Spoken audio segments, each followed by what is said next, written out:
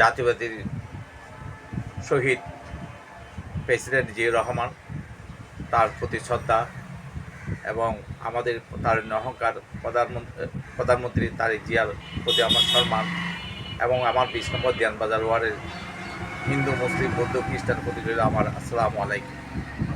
আপনারা জানেন আগামী নির্বাচন এখনও হয়তো নির্ধারণ হয় নাই।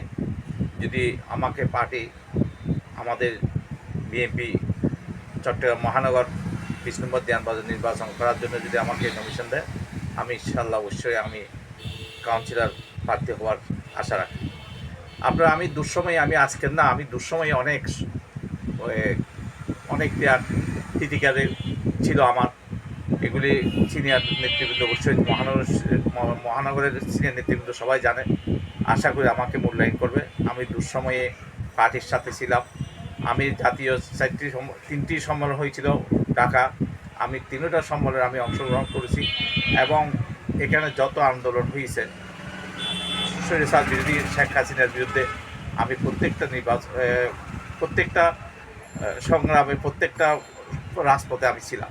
সুতরাং আশা করব ভবিষ্যতে আমাকে। আপনি কি জেল জুলুম কাটছিলেন?